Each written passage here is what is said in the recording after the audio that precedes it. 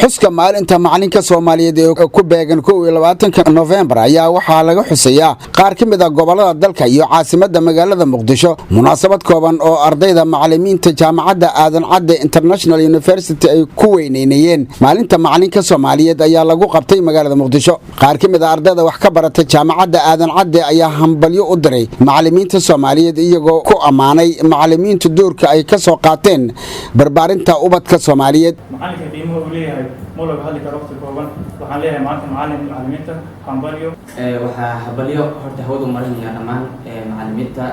أمة الصوماليات مركز تيجوجان مدام إيهين برباريها يو ريبها جهلية ما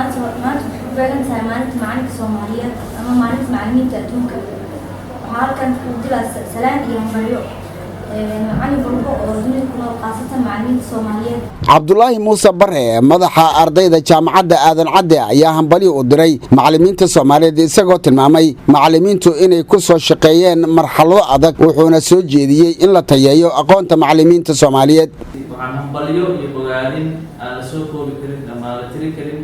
aan hawr u marsiinayaa dhammaan macallimiinta Soomaaliyeed macallimiinta adduunka gaar ahaan macallimiinta Soomaaliyeed oo aan ogahay inay ku shaqeeyaan duruufo adag وأنا أقول إليهم dad u dhabar adeegay sidii bulshada Soomaaliyeed looga saari lahaa jahliga macalinka Soomaaliyeed sida ay tahay waa barbaariyaha ubadka Soomaaliyeed waa indhihii ummadan Soomaaliyeed hadii macalin la waayo waxaan isleeyahay waxbarashada ama dhammaan bulshadu waxay noqonaysaa bulsho aan isku toosnayn